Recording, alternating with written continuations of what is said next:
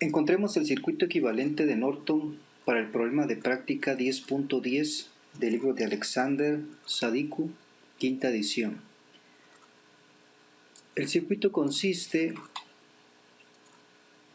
una resistencia de 4 ohms, una reactancia inductiva de 2 ohms, una resistencia de 8 ohms, resistencia de 1 ohms, reactancia capacitiva de 3 ohms, una fuente de corriente independiente de 4 ángulo de menos 90 amperes, una fuente de tensión independiente 20 ángulo de 0 en volts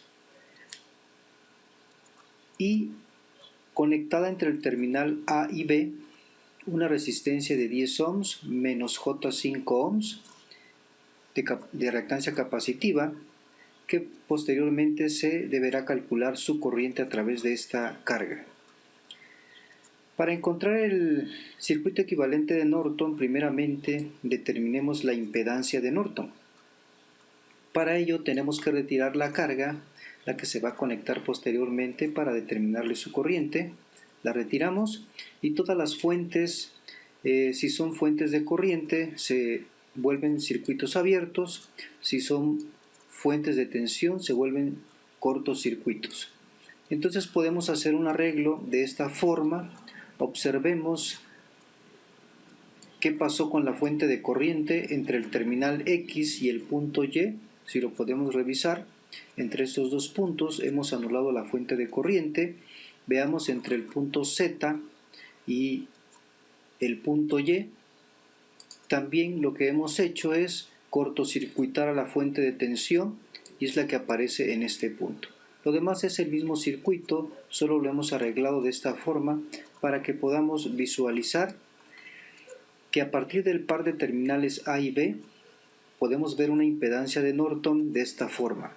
Esta impedancia de 4 más J2 se encuentra conectada con esta impedancia que estamos señalando de 9 ohms menos J3, es su equivalente.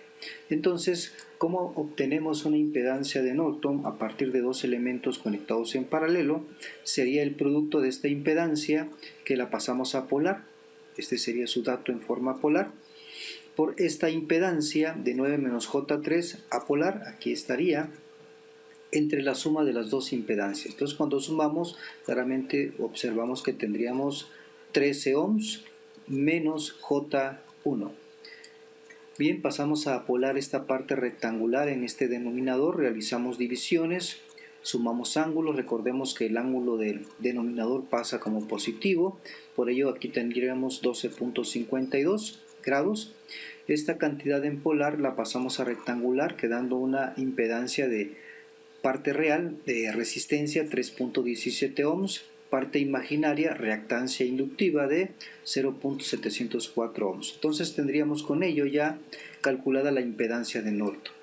Para el cálculo de la corriente de Norton, regresamos al circuito, hemos retirado la carga a quien posteriormente le vamos a determinar una corriente y unimos el terminal A con el terminal B. Al momento de unir esas dos terminales, a esta corriente que fluye entre la unión del terminal A y B se le conoce como corriente de cortocircuito o corriente de Norton. Podemos observar ahora que nuestro circuito, si trabajamos por análisis de mallas, vamos a tener una malla, dos mallas y tres mallas. Las llamamos entonces corriente de la malla 1, corriente de la malla 2 y corriente de la malla 3. Nos interesa calcular la corriente de la malla 3, puesto que observen que es la corriente de Norton, fluye en el mismo sentido, de arriba hacia abajo. En el cálculo entonces de las corrientes, procedemos a apoyarnos de la ley de voltajes a cada una de las mallas. Sin embargo, cuando aplicamos la ley de voltajes a la malla 1, observamos que la tensión en la fuente de corriente nos causa complicación porque no la conocemos, no la podemos determinar. Entonces omitimos aplicar la ley de voltajes a la malla 1 y también a la malla 3. ¿A quién le aplicamos la ley de voltajes? Se lo aplicaríamos a la malla 2. Al momento de aplicar la ley de voltajes a la malla 2, utilizamos la ley de Ohm porque vamos a calcular voltajes. Aquí sería 4 por la corriente I2, es este voltaje, J2 por la corriente I2, menos J3 por la corriente I2 menos la corriente I3 que va en sentido contrario, más 1 por la corriente I2 menos la corriente I3 más 8 por la corriente I2 menos la corriente I1. Y esta es la ecuación que estamos aquí escribiendo. Bueno, una vez simplificando la ecuación, nos quedaría una ecuación de 3 incógnitas, menos 8I1, 13 menos J para I2 y menos 1 más J3 que multiplica I3 igual con 0. Es decir, tenemos una ecuación 3 incógnitas. Enseguida procedemos a observar a la fuente que nos causó el problema de no poder aplicar la ley de voltajes a las mallas, y observamos que si aplicamos la ley de corrientes a cualquiera de los nodos, el nodo superior o el nodo inferior, podemos determinar una ecuación. O bien observen que la corriente I3 se dirige hacia arriba. Si le restan la corriente I1, pues nos da la magnitud de la corriente de la fuente, que es 4 ángulo de menos 90, y es lo que hemos escrito acá. Corriente I3 menos la corriente I1 es igual con 4 ángulo de menos 90.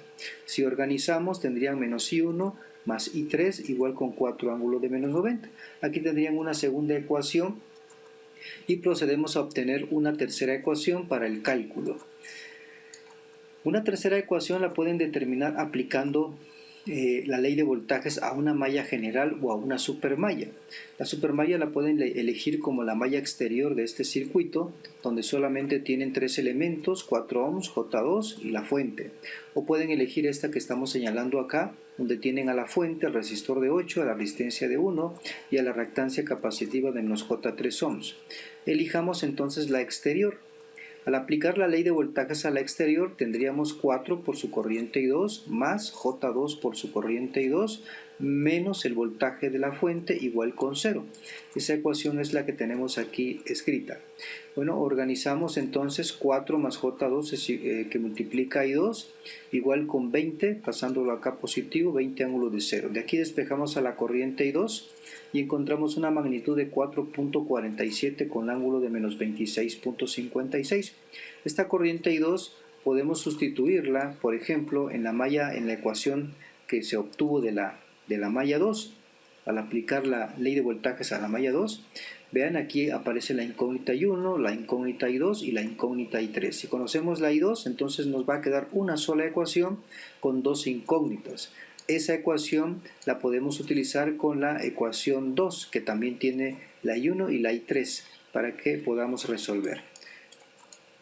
Eso lo realizamos acá. Estamos sustituyendo el valor obtenido de la corriente I2 en la ecuación 1. En esta parte ya la ubicamos en polares, realizamos el producto. Esto que está positivo lo pasamos al otro lado de la ecuación y vamos a tener una ecuación, vamos a llamarla ecuación 4, menos 8I1 menos 1 más J3 que multiplican a I3 igual con esta cantidad que hemos encontrado, negativa, menos 58.241 con ángulo de menos 30.95.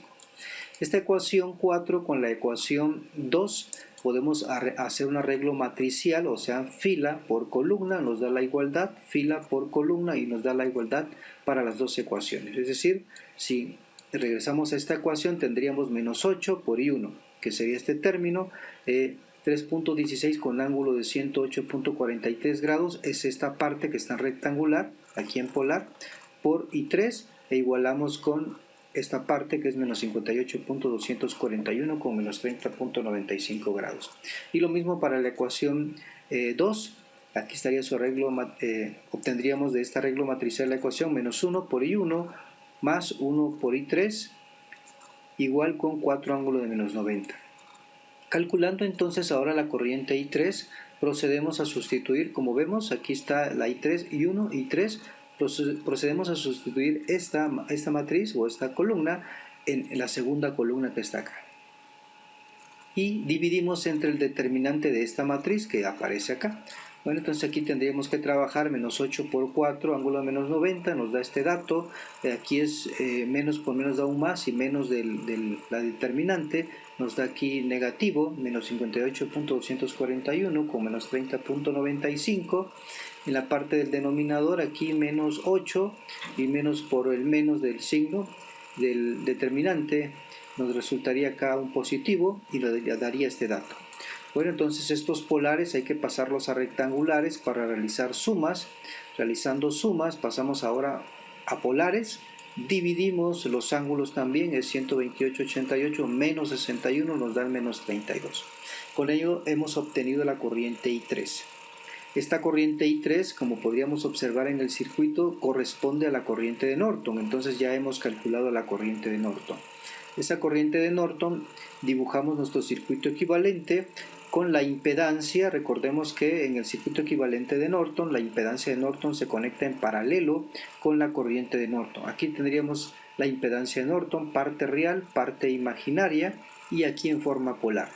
Enseguida procedemos a conectar la carga de 10 menos J5 para poder calcularle la corriente a esta carga. Desde acá podemos observar que la corriente de Norton se va a dividir en la impedancia de Norton y se va a dividir en la impedancia a quien le queremos hallar esa corriente. Por lo tanto, podremos aplicar la división de corriente. La aplicación de la división de corriente podemos realizarla de esta forma. Queremos calcular I0, tiene que ser igual a la corriente que se divide, que es la corriente de Norton, por la corriente de la impedancia a quien no le queremos hallar la corriente, entre la suma de las dos impedancias. Entonces esto lo hemos escrito de esta forma. Acá la corriente I0 que necesitamos calcular es igual a la corriente de Norton, que se va a dividir por la impedancia a quien no le queremos hallar la corriente, en este caso es la impedancia de Norton, entre la suma de las dos impedancias donde se está dividiendo la corriente. Realizamos las sustituciones de la corriente de Norton, de la impedancia de Norton. Aquí tendríamos una sumatoria, ¿sí? Sumando la impedancia de Norton con esta otra impedancia nos daría 13.17 menos J 4.296. Bueno, aquí un producto daría este numerador, esto lo pasamos a polar, el denominador. Realizamos la división y nos obtenemos una corriente en esa carga de 2.05 amperes con ángulo de menos 2.1 grados. Sería todo. Gracias.